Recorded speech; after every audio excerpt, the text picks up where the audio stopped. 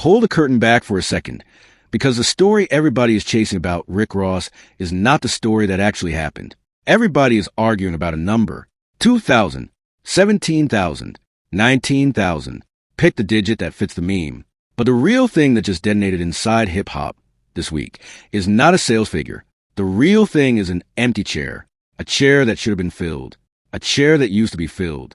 A chair that Rick Ross walked past without noticing, because Rick Ross was too busy staring at the person sitting across from Rick Ross. Thinking a rivalry was a whole map. It was not the whole map. It was a decoy, and the moment that empty chair became visible, the entire Set in Stone campaign started sliding into concrete faster than anybody in this culture is admitting out loud. Now stay with the following breakdown carefully, because what is about to be laid out is not the version being sold on the timelines, the podcast clips, or the sales report screenshots. This is the version that lives under the version. This is the wiring. This is a part of the machine nobody points a camera at. And once the wiring is exposed, the entire Rick Ross debate collapses into a much smaller, much more uncomfortable truth about who really runs first week numbers in 2026. Here is where the story usually starts. Rick Ross drops Set in Stone. Set in Stone stumbles out the gate.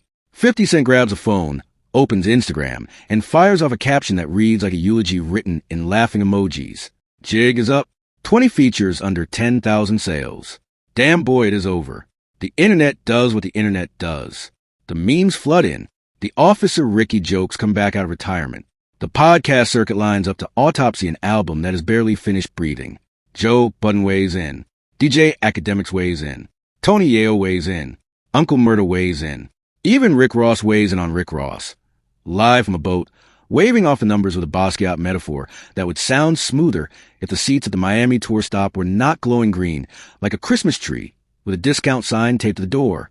That is the version being sold. It is loud. It is easy. It is wrong. Because the version being sold pretends this collapse is about beef. About 50 Cent versus Rick Ross. About Rick Ross versus Drake. About the algorithm holding a grudge. About the pick-a-side culture that turned rap into a season of a reality show nobody actually asked to be cast in. And yes, all of those pieces are on the board. All of those pieces are real. But not one of those pieces explains how an artist with a 2-decade tenure, a car show, a Wingstop empire, a promised land estate, a boat, a bar, and a Belair deal drops a project stacked with 20 features and cannot crack a serious first week.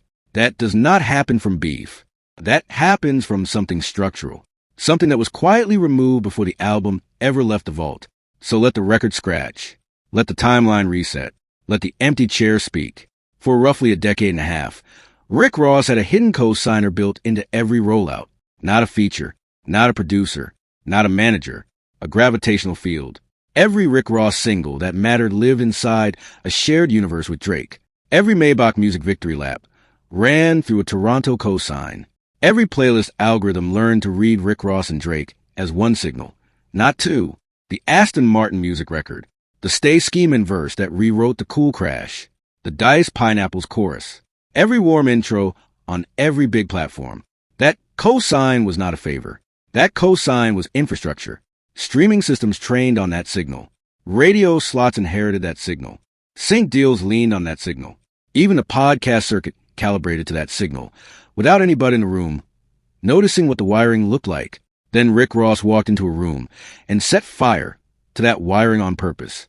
Not once, not twice, publicly, repeatedly, with interviews questioning whether Drake writes anything, with stray shots at Iceman, with a Joe Budden appearance that got clipped for reasons that had nothing to do with music.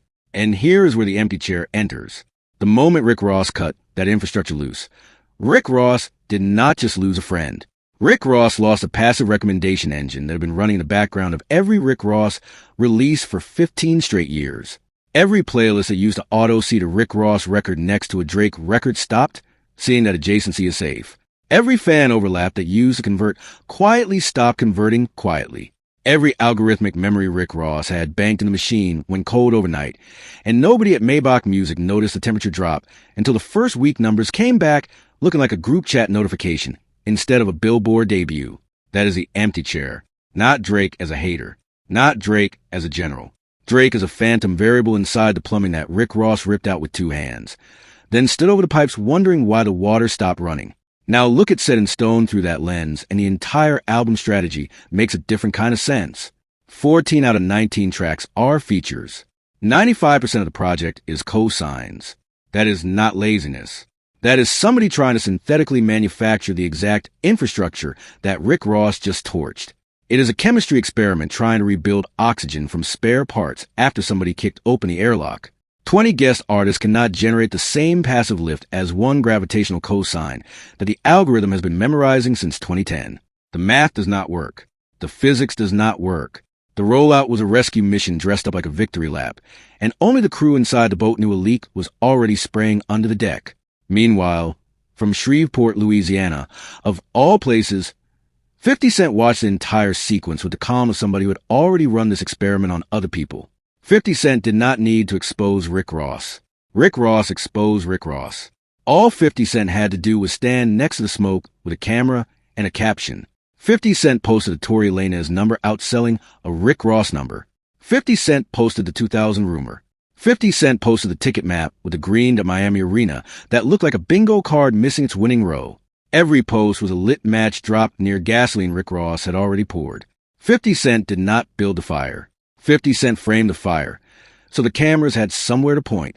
But even 50 Cent is not the empty chair. 50 Cent is the guy sitting across from Rick Ross at the table, which is exactly the seat Rick Ross keeps looking at. The empty chair is on the other side of the room, and Rick Ross still has not turned to see it.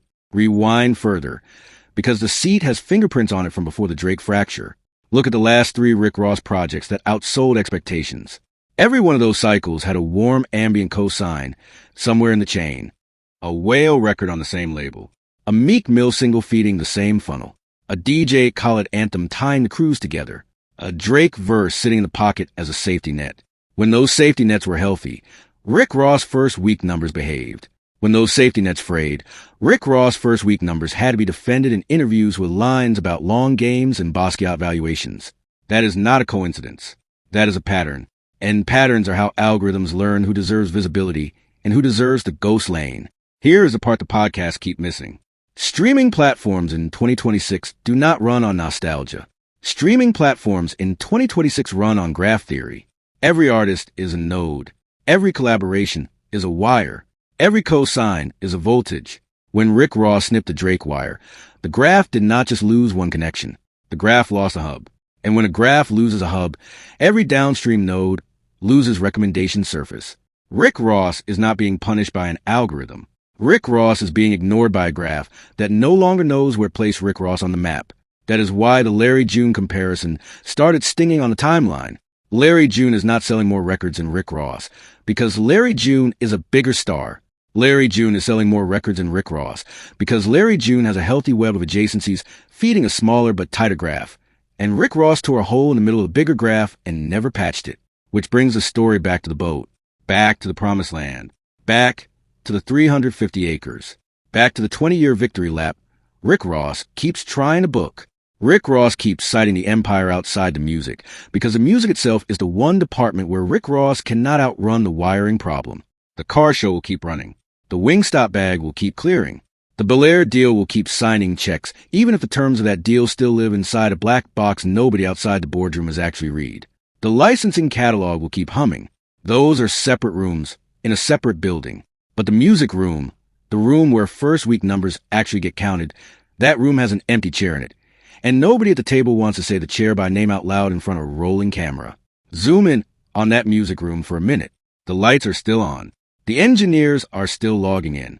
The mixing board still has Rick Ross presets saved from projects that used them 150,000 units in 7 days. The plaques are still on the wall. The gold trim is still gold. But the traffic in and out of that room has changed. The A in our phone calls that used to come in unsolicited now go to voicemail.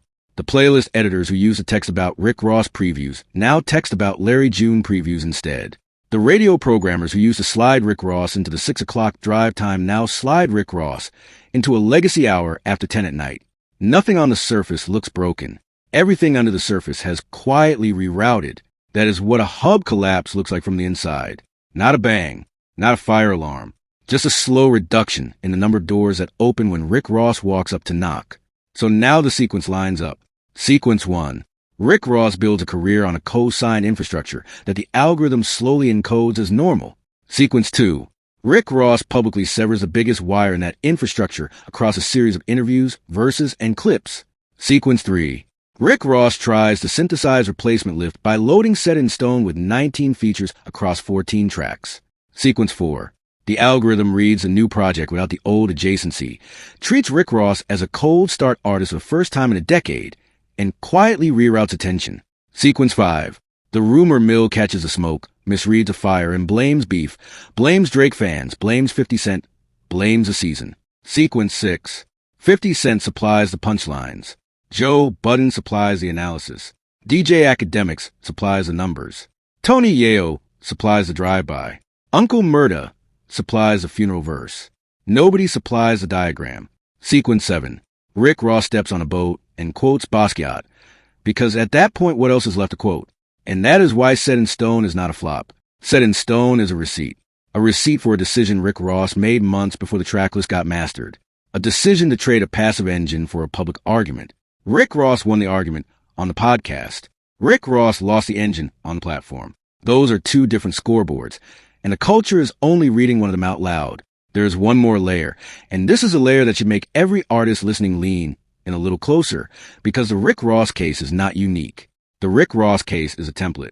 Any artist who spent the 2010s inside the shared universe of a few gravitational cosines, and who is now trying to release music after burning a wire in that universe, is looking at the same graph problem. Not the same beef. The same graph problem. The names on the track list do not matter. The features do not matter. The rollout budget does not matter.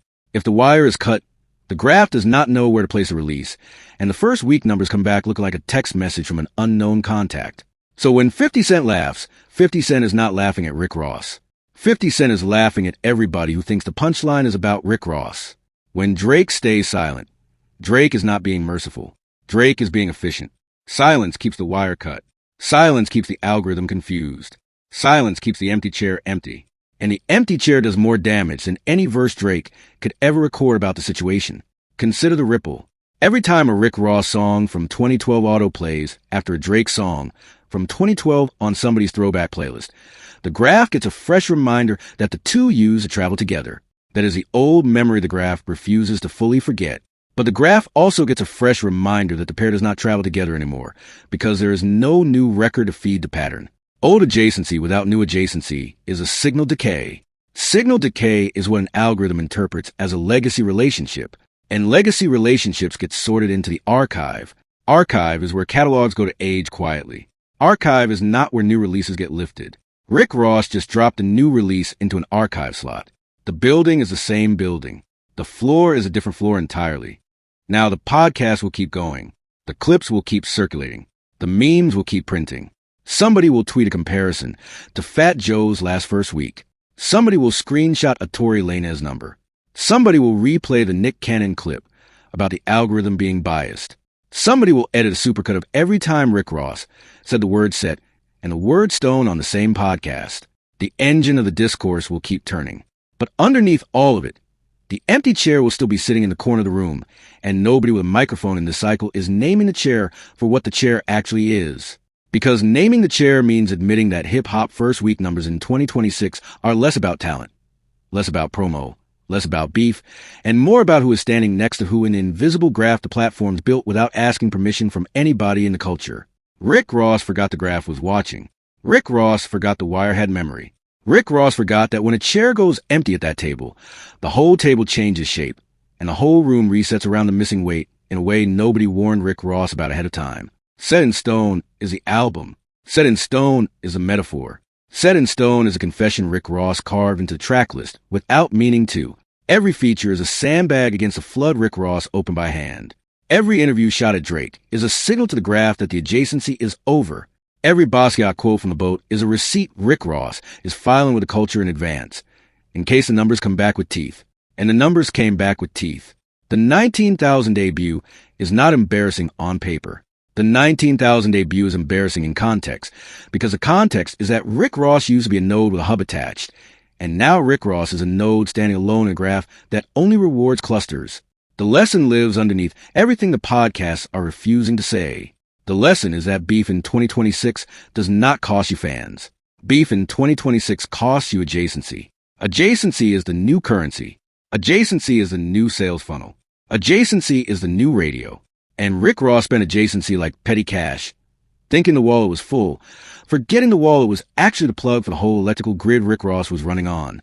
Every disagreement Rick Ross voiced on a podcast was a coin dropped into a slot machine that only paid out in silence.